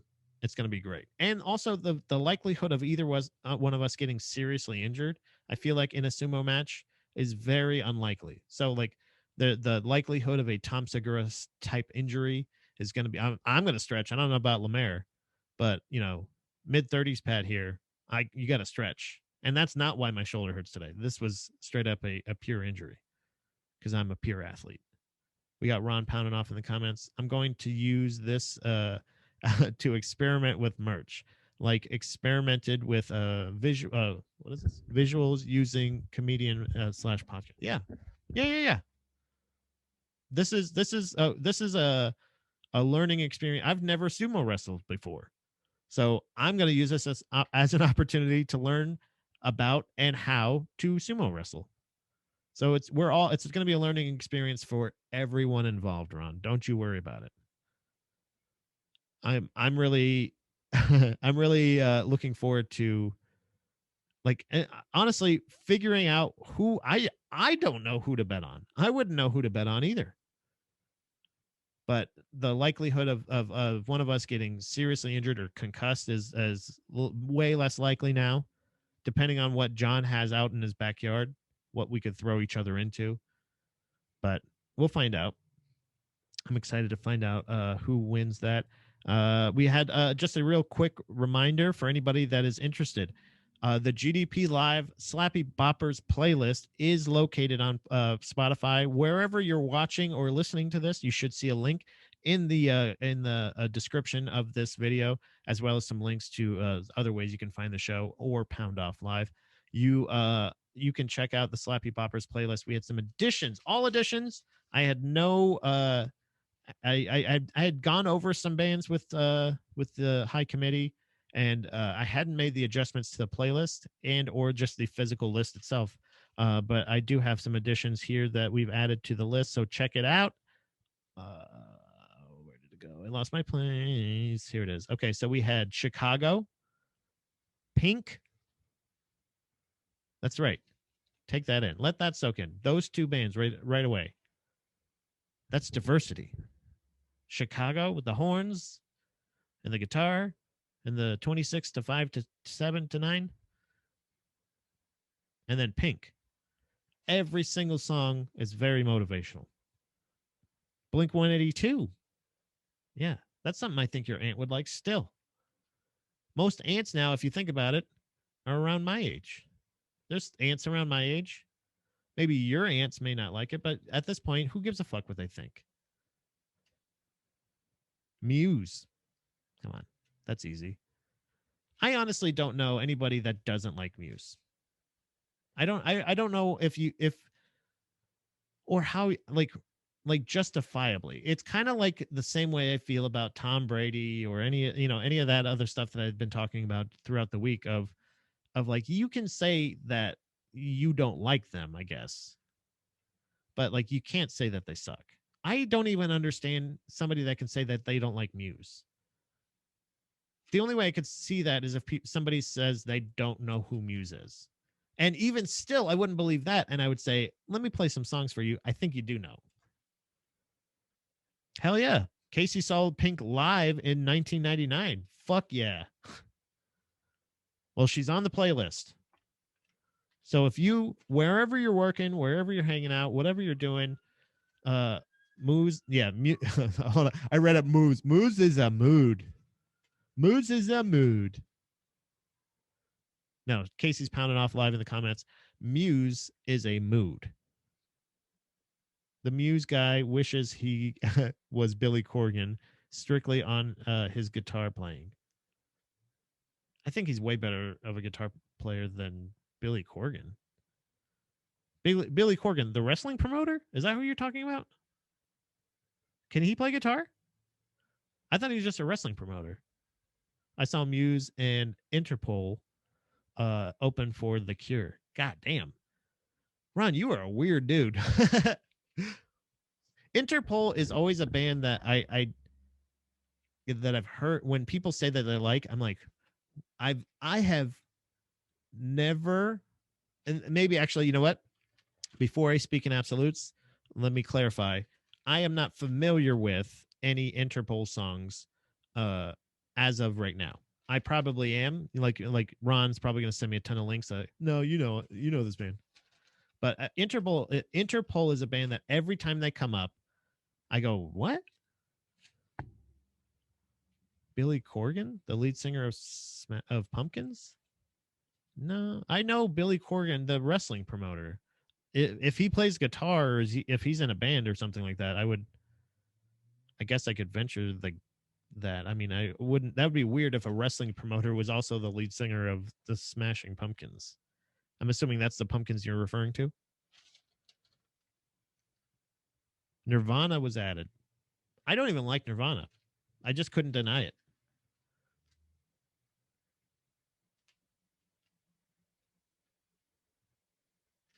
Nirvana has a lot of the there's the unplugged thing that I don't know, man. Let me just say this. Okay, so Nirvana being on the list, it's weird to say that like it's a playlist that I'm telling you to listen to, and I'm also telling you that I'm part of the curation of it, and because I want it to be clear, I'm only part of the curation. You guys are part of the curation too. That's why I want you to listen to it. If you listen to the playlist and you absolutely like, you're like, what the fuck is this band doing here? Or not necessarily just the song. There is a 3-strike rule that I do try to apply to any of the bands, that if there are more than 2 songs and I'm like, either, I don't know, man, or I don't know and don't like, basically, or just don't like to that extent. But really, very rarely with a lot of these bands are there 3. But there have been, and that's really how the eliminations work. It's top 10 on Spotify and I've put off Elvis 3 times now, but it's still fucking Christmas music. His 10 most popular songs on Spotify right now are still heavily populated with Elvis Christmas songs. And I can't do that. There are some Christmas songs on there. I believe Hall & Oates has a Christmas song on there, but I didn't hate it, and it's in there. So it's a live playlist. It's living. It's fully living. It's for you guys to help me curate. Because as of right now, this is only how the High Council sees it. I need to know how the GD peeps feel it. You know, if you're at a party and you're like, this is, I don't know, because yeah, Limp Bizkit's on there too. Limp Bizkit as well as Linkin Park. I don't necessarily, I was going to say I hate Linkin Park. I don't hate them. I just actively don't like them. John's pounding off hard. He says, fuck Nirvana. Okay. I will. I can do 2/3. One of them is going to be a lot harder to do. Casey's also pounding off. That Nirvana Baby Penis was the first one I ever saw. Interesting. The first penis you ever saw, or the first baby penis you ever saw? It was also the first baby penis I think I ever saw. And honestly, that's a good thing. Maybe that could be a test. Maybe there is some use to Nirvana. Maybe you could use it as a test to say, like, is this the first baby penis you've ever seen? And if you go, no. And they're like, do you have kids? And you're like, no. Do you help with kids? No. Get in the car. That's what it should be. What's up, Cody? Twitch.tv's Cody himself, Cody Xcore, right? What's your shoot out your Twitch channel right quick, Cody. Coyote's here. John's also pounding off. He says, really set your bar low on for penis size. Yeah. It was probably 4 or 5. I was probably 4 or 5 looking at a baby dick. Yeah. Well, okay. So yeah, then I think it's all good. It's like that's like double jeopardy, right? It's not child pornography if a child is looking at it. Also, it's art, right? It's just an album cover. I think it's funny because funny segue to what about with Andy and Pat, which is going to be live streaming tonight and we're doing a bonus episode again with a guest. Jay Simpson is coming back to do Taking Back Sunday's second album. I can't remember the title of it right now off the top of my head, but it also has a naked baby. It has naked baby art on the front, and that's very interesting.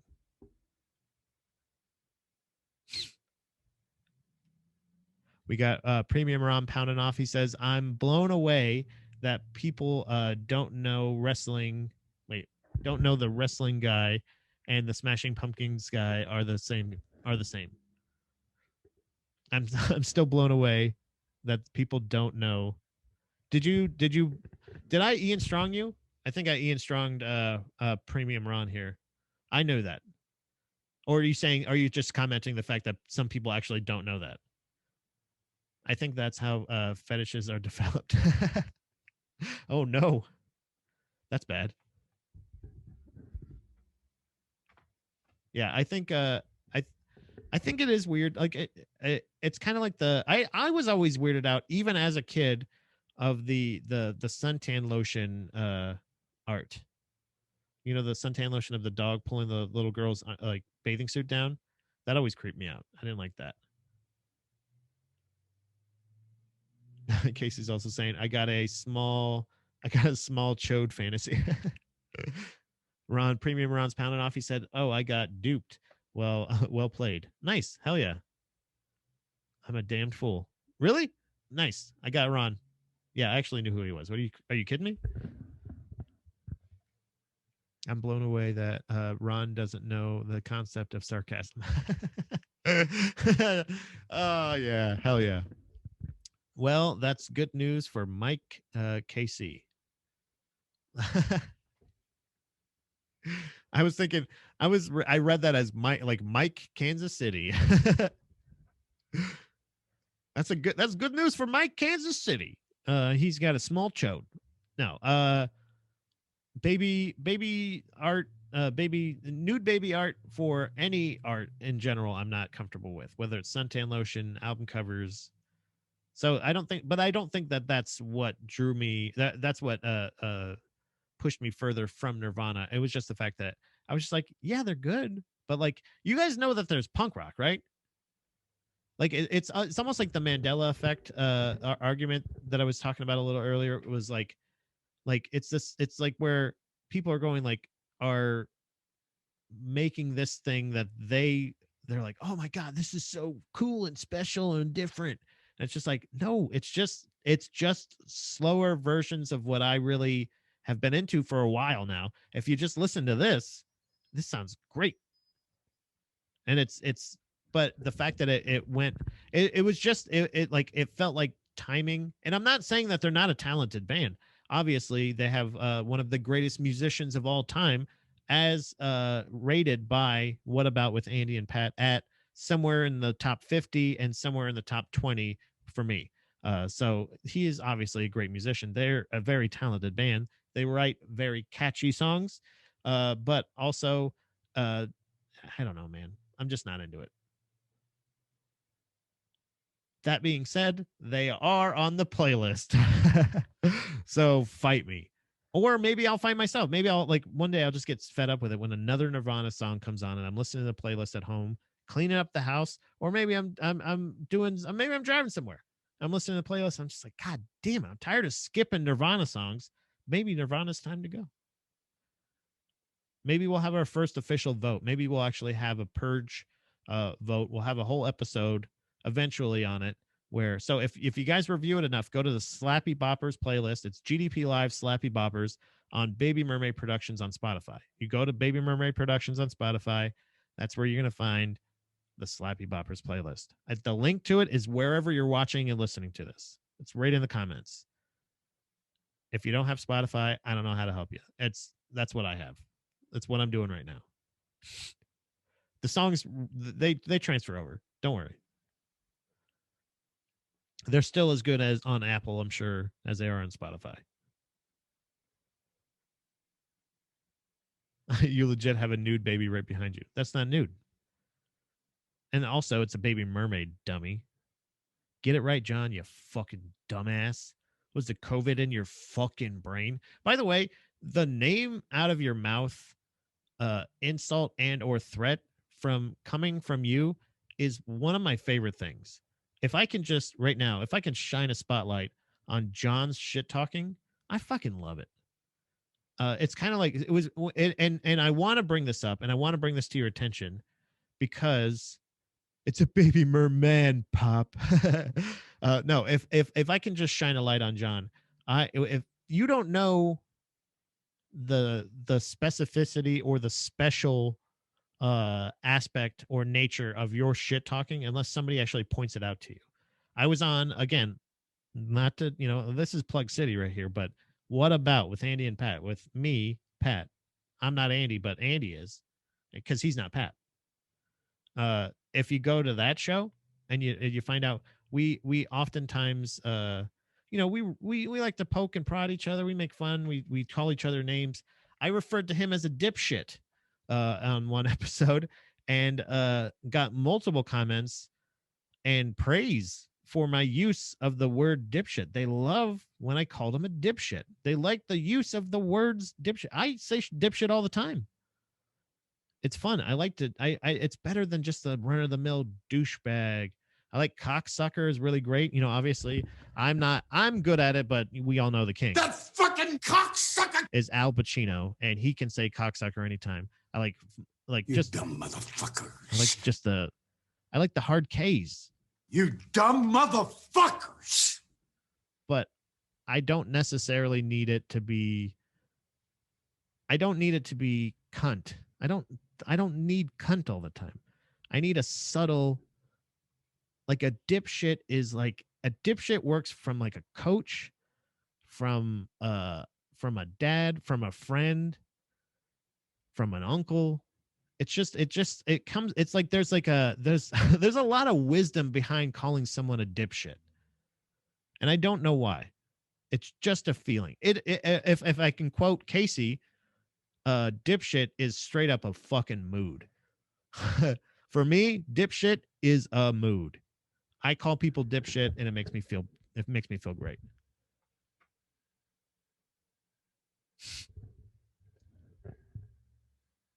I always laugh when Pat turns on John. Casey pounded off and I don't know. I was trying not to turn on John, but when you talk shit, it's just so like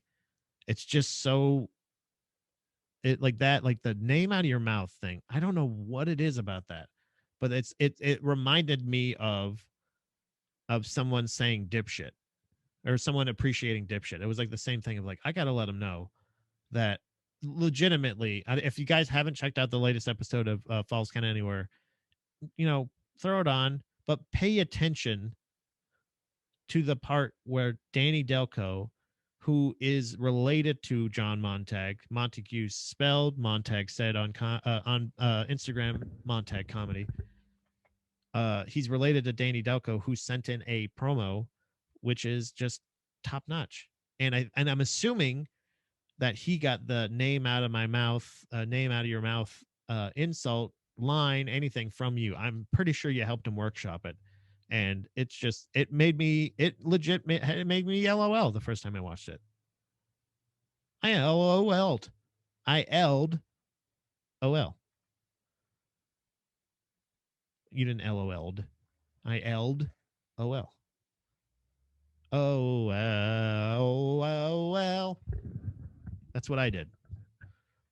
Last band we added was Guns N' Roses. I was also kind of protesting that, even though I've been heavy in the Axl Rose look lately. What I'm saying is check out What About with Andy and Pat tonight on twitch.tv/Andy Malafarina. We're going to be on with Jay Simpson, Jay and Andy, by the way, will hopefully be the commentators for the live stream sumo match between me and Lemaire Lee on July 4th weekend. That's what I wanted to say. All of this is all one perfect family organism. Lemaire Lee and I will be facing off against each other in a sumo wrestling match on July 4th weekend. Andy's going to be there. He's going to be talking about it. Jay's going to be there. He's going to be talking about it. But tonight, all three of us are going to be on the internet live talking about Taking Back Sunday, a band that I'm very unfamiliar with, but I am very disturbed by the baby nudity imagery on their albums.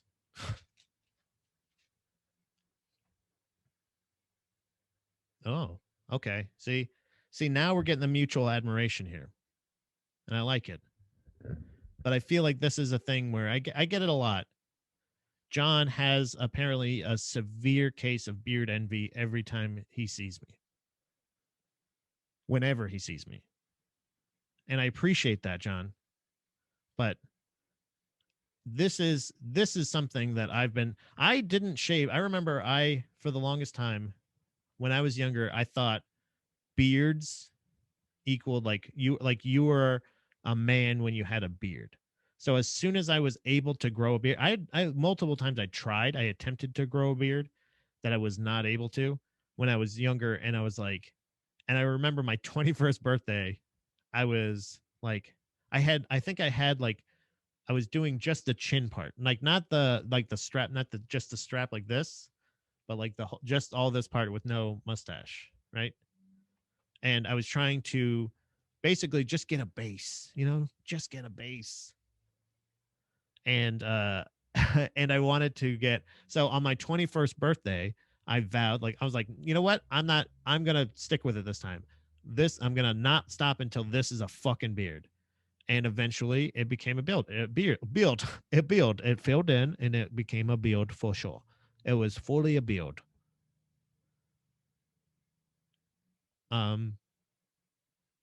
So eventually I was able to connect the mustache to the beard, not just have a chin strap, dealio. And honestly, it's weird because it's people at like, it's like saying when people compliment me on like my hair or something like that, I go, thank you, but really I have like, I just didn't do a thing for a while.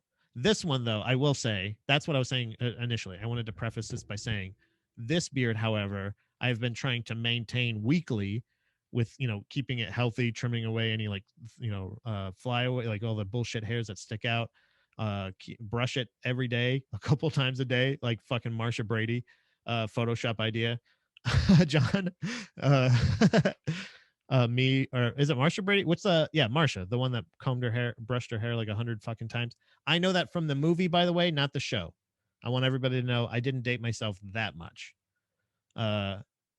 Casey's also pounding off in the comments. She says, is it true that guys who thin on top tend to grow massive? Oh. Is it true that guys who thin on top tend to grow massive beard hair? Maybe. It's a good looking beard. I appreciate it, Ron. Thank you very much, buddy. But yeah. And also with the weight loss mixed with the actual like tending to the beard, I feel like that's, so I will say that I do appreciate the recognition and the jealousy. I take your jealousy as a compliment, sir, and you stating fact and being true to all the peeps out here is just it's admirable. And I don't know. I think, Casey, I feel like some people, I will say my jujitsu professor, Jeff Beck, is somebody who I'm pretty sure he has a thinning hairline, but he chooses to shave his head as well. He doesn't ever seem to get it long enough to where I can tell where his hairline actually is. So, but he is completely bald on top and has a big old beard out to here.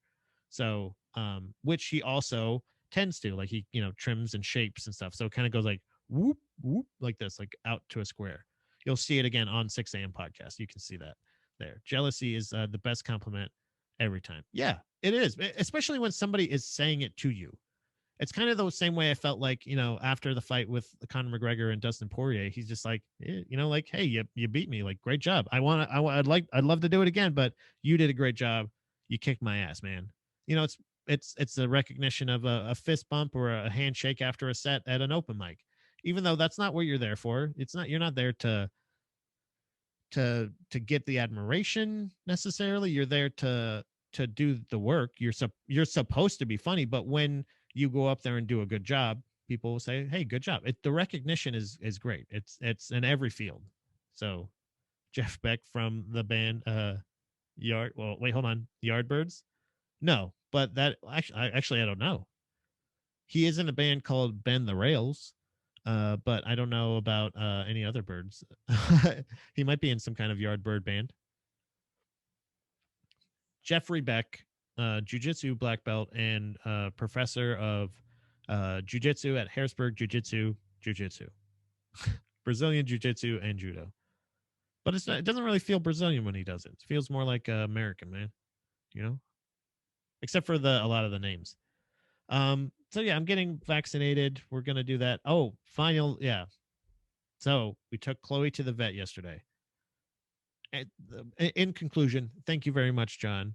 I will shave my beard and I will mail it to you so that you can put it on and just like test. It's almost like some of those glasses companies that you can just do the at-home try on. I don't have the technology yet, so I'm just going to shave my beard and send it to you so you can try it on to see, because maybe it's meant to be. Maybe if and when you actually do get a, like, if you were to, I think he's also, I don't think you have a face for it. You don't cover up a face like John's. This is a good accent for somebody like me.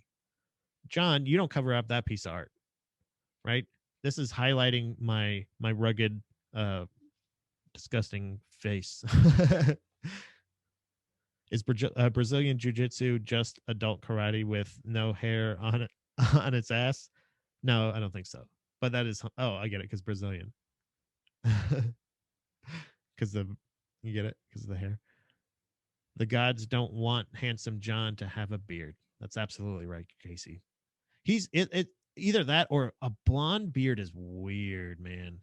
Like a fucking light colored beard. I'm not saying that he's necessarily a platinum blonde or anything, but a lot of times blonde beards grow in like really strange. I'm currently trying to grow a beard, but for some reason I never noticed. But it's for some reason never noticed. You have grown one?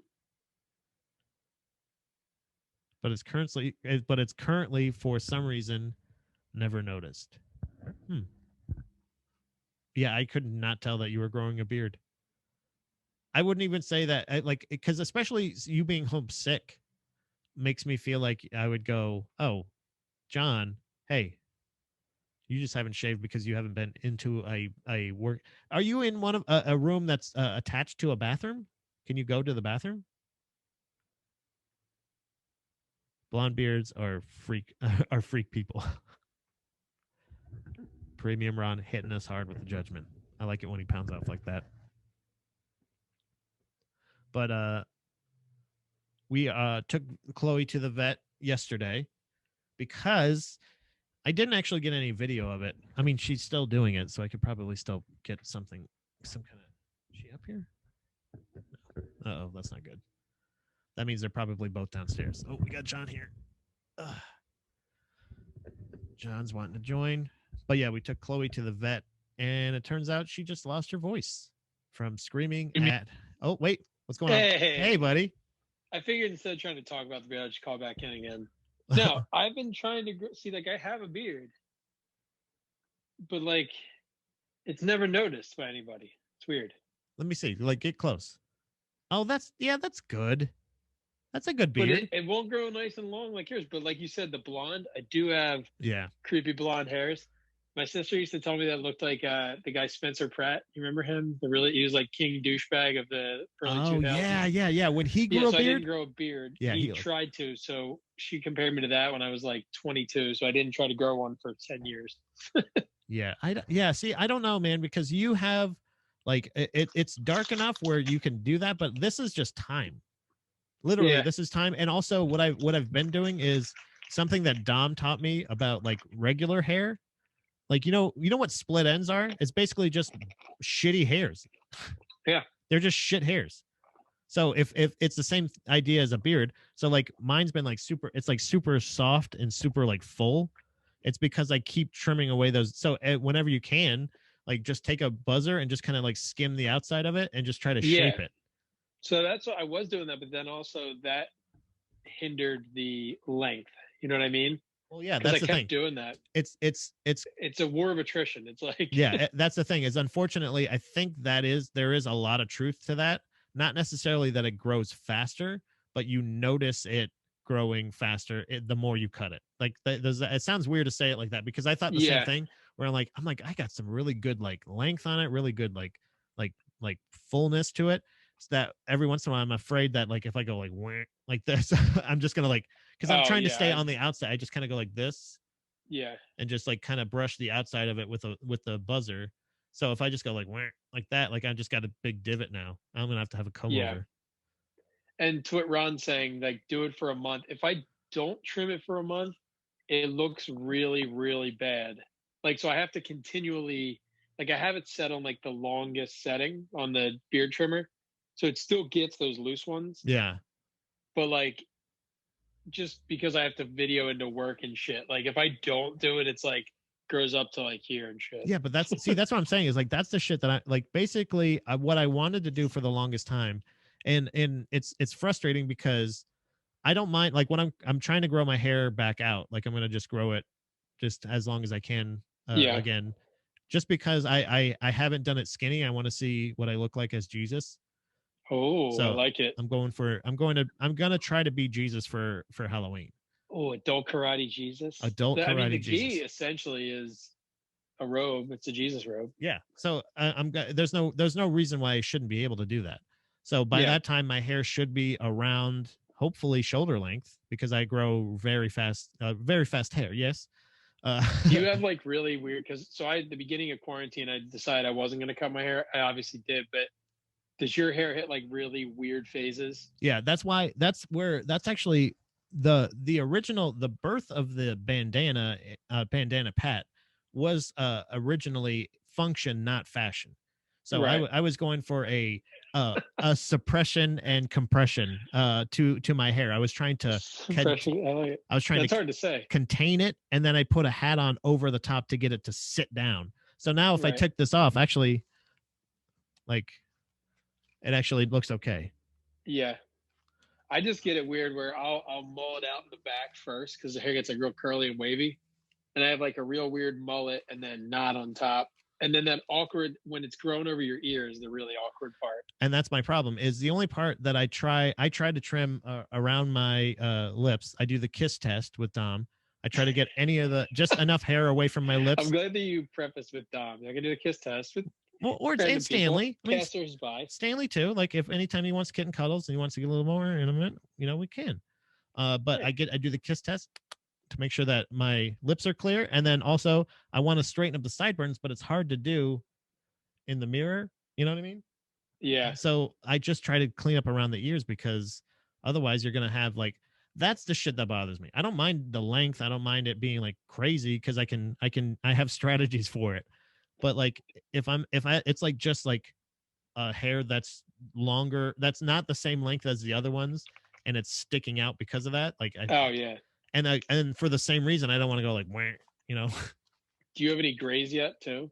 Every once in a while, I'll get one like at the bottom of my like just one long gray beard beard hair, and they grow really different than the rest of your hair. Yeah. Because I got a bunch like up here, and they grow in like crazy like weird directions. I got no grays up top. I've had them for a long time, like since I was in my early 20s. Well, you've had a very stressful life, Yeah, a lot of people. You know what? A lot of people think that you've lived a privileged life, but no, John, it's been only semi-privileged.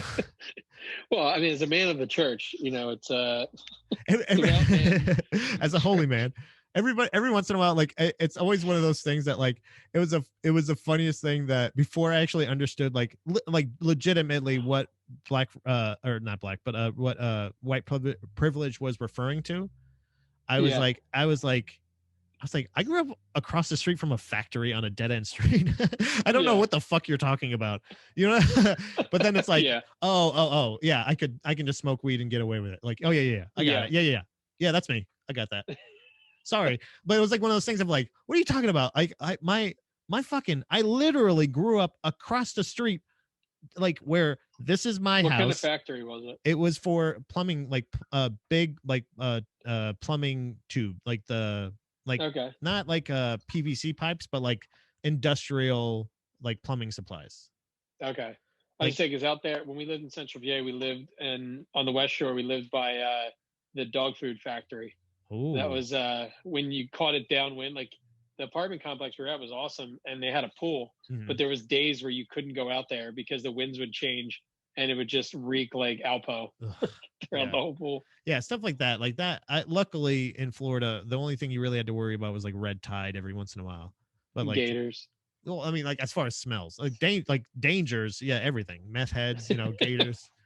there's actually lizards. So this is the diabolical thing with owning cats and why it was so important for us to keep our cats indoor cats when we lived in Florida, because they, as a lot of people know that I didn't realize until I moved away, that you guys don't have like lizards just running around all over the place. so we have like lizards, and like the black, like the dark black lizards, like are, if your cat eats those, they will paralyze them. Really? Like forever. It will paralyze, then kill them. Holy shit. So like you, and how diabolical of a place is it? Like the ecosystem there is like Florida's like, we need more dead cats. Oh, we'll send out the lizards. You know what I mean? Because that's a perfect cat toy. That's exactly what cats want to play with. Yeah. That's a good point. And they crawl on the wall and shit. It's kind of like how people like on the West Coast, coyotes constantly snatch up their dogs and cats. Yeah, we don't have anything like that around here. Yeah, We just have cars. ticks and cars. Oh, true. Ticks, yeah. The Amish. True. There's some, I don't trust them. They're snatching up your.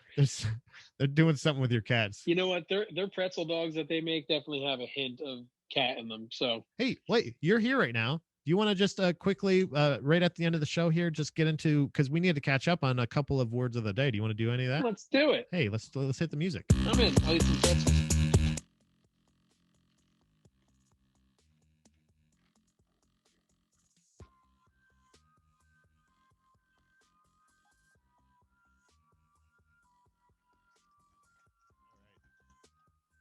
Word of the day brought to you by John's pretzels that he's eating currently.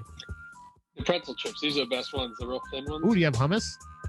Nah, I'm eating them dry like a What a fucking serial fool. killer. What a weirdo. So, word of the day we did not get to on Friday, or no, Monday. Jesus, what's today?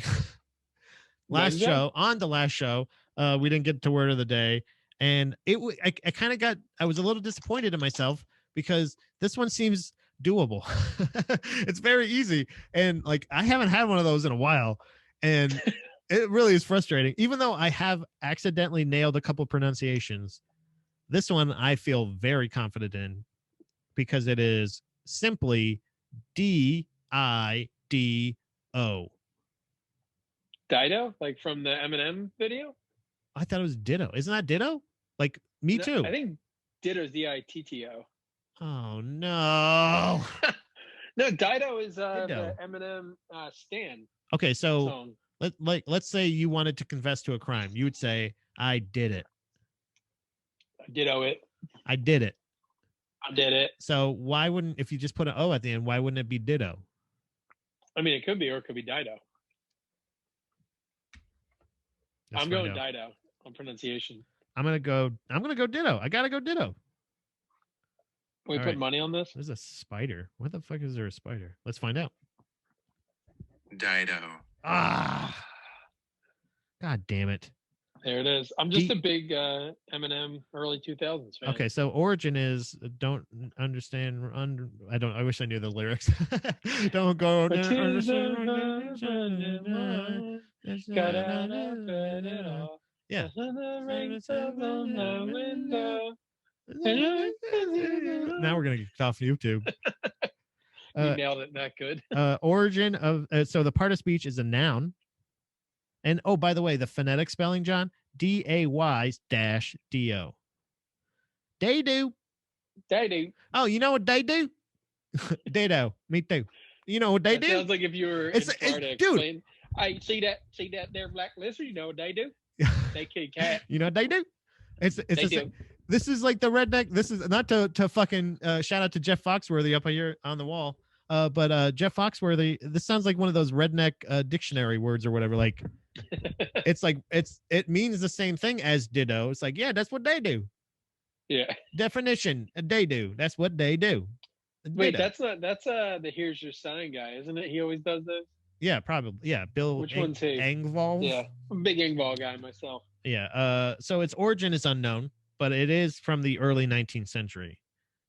It's a speaking of the only thing that's dangerous to pets here, it's a mischievous trick or prank. So people doing witchcraft and killing black cats. Oh, okay. By the way, I thought I saved that by my explanation there. I thought it said tick. I thought that was a tick. It shows a little picture. Look, hold on, I'll show the screen here. But it's a little toy spider. That's why. Okay. But it's meant to be. I thought it was a tick. So if you put a toy spider in somebody, you're didoing them. So yeah, like if like you go up and you're like, oh, I killed your mom. Just kidding, Dido. Dido instead of psych. Dido, dude. Actually, kind of like it now. I'm coming around on it. Hey, Dido, Have you dude. been using any of the words of the week, like in day-to-day interactions with people? Inadvertently, actually, Dom. Ooh, inadvertently. Was that one of the words? Oh, yeah, no, there's no way I would have been able to get that right by reading it. Inadvertently, I have been, but I think it's actually just expanding it in that way, like where I use other words like inadvertently and stuff. You know what I mean? I just always have the fear that like the people I do talk to now anymore know me so well that like if I do throw a word in there, I can't do it without smirking. Like I learned something new. Like, Huh? like Yeah, you're like, but yeah. also- You go like, hey, anyway, so that sounds like a pretty classic Dido. uh-huh. But also all of my friends would call me a fucking idiot for trying to be Right. smarter. Yeah, just say prank. Just say prank, idiot. That's Yeah. what we all know. Like that's the same thing with the Mandela effect from before of like, why are you like, no, just say the thing we all know, you fucking idiot. Like, Like, do you think Ashton Kutcher's show was originally called Dido? yeah, like, Didoed? yeah, instead Dido. of punked? So this is a perfect example right here of it. So examples of Dido in a sentence. The senior class has been planning their end of year Dido for months. Yeah, you know how like all the kids get around, they go, guys, we got to get ready for the senior Dido, everybody. It's Yeah. it's a senior prank, not a senior Dido. Dido D-I-D-O. also sounds like someone mispronouncing dildo. What's going on, K-Mac? Pounding off in the comments. How's it going? A good Dido will leave everyone laughing. I like the fact that we can say Dido and it's a word and kind of sounds like dildo. That's fun. I mean, a good dildo will leave everyone laughing too. You know what I'm saying? I'm not a fan. I'm like 50-50 on this one. I kind of like it. Yeah. A prank. I don't know why I had to say a mischievous prank. Like, is it well, like, does that mean, is there like, Is there non-mischievous prank? if you're calling it a prank, is it not well meaning? Because it's a prank. If otherwise it's just being a dick. Yeah, it's assault. Yeah. Yeah. If you don't mean well, it's assault. That's really weird. All right. So second word of the day. We're going a little bit long here. Okay. This one's the doozy. I was excited about Dido, very discouraged. This one just sounds fun. This one is ADUMBRATE.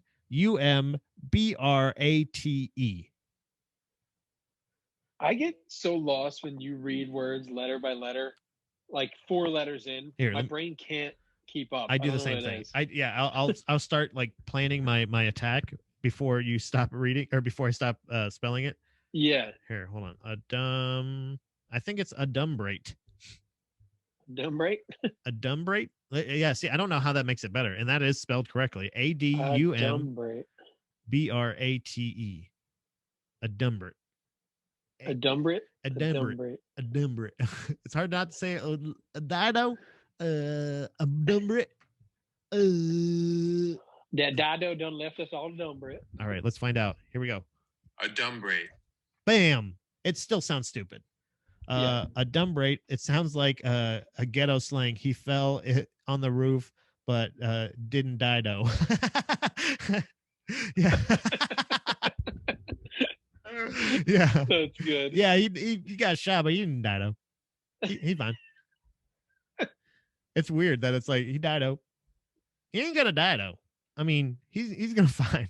He got COVID. John got COVID. He's locked up in the house, but he ain't gonna Dido. He ain't gonna He ain't gonna Dido. I like that. That's the best way to use it. He ain't gonna Dido. Or unless you want to be really classy and you want to say, hey, dude, we're going to pretty sick Dido over there, dude. All right. Adumbrate is, okay, there's multiple definitions. Report or represent in outline, or to foreshadow or symbolize. So I guess just like say foreshadow. Yeah, or preface. Wait, You foreshadowing. You can't put dumb in the middle of a word and then have it be an intellectual meaning. Adumbrate. And it's not even like spelled, like it's not even a cool, like adumbrate. Yeah. Adumbrate. All right, so examples of adumbrate in a sentence. Mark adumbrated. That's not even the word. It's a different word. Right? It changes once you put other letters on, right, John? Sure does, Pat. They didn't do that shit with Dido, did they? No, just Dido. All right, so Mark adumbrated his findings in an engaging presentation. I hate this so much. In an engaging presentation. It sounds like a redneck was trying to check into a hotel and they were like, I'm not getting a room here. They tried to give me a dumb break. Yeah, that's a dumb break, man. I'm not going to do that. Let's go down the street. When reading a mystery, you can usually spot clues to adumbrate the solution. Yeah, fuck off. This one's a dumb word. That's what it is. Yeah. It's a dumb waste of my time. John, why don't you made me angry. I know, right? Like I'm like in a bad mood now. I don't even know if I want to eat. I think I'm just gonna go fucking jump out a window. This is the second worst news I've gotten in 2 days. First this, then COVID. I thought like first Cobra Kai's coming back for season 4, and then also I got COVID. I've been watching Blown Away, the glass blowing competition. Yeah. Highly recommended. Well, you know what? I'm gonna go watch that right now. Actually. Dude, it's so good. I'm on season 2. Already? Yeah. Are you really all by yourself? Yeah, I'm literally just living on an air mattress in my office in my house. I guess I'm still supposed to be working because I already work from home anyway. Yeah, I was wondering about that. Actually, Casey brought that up in the comments earlier. She was saying that she can't believe that they still expect you to take calls and do stuff, even though you tested positive for COVID. Like, you're still sick. You're technically, now you're homesick. It sucks. Like, I'd have to really play it up. I feel fine.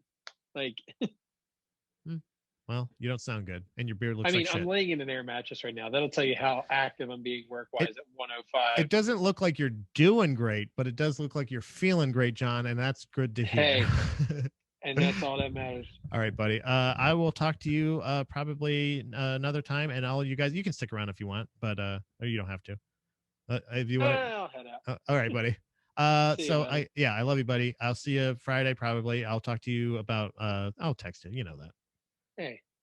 I got nothing else going on. All right, see you, buddy. And everybody else, I will see you guys also on Friday. I love you guys. Bruce.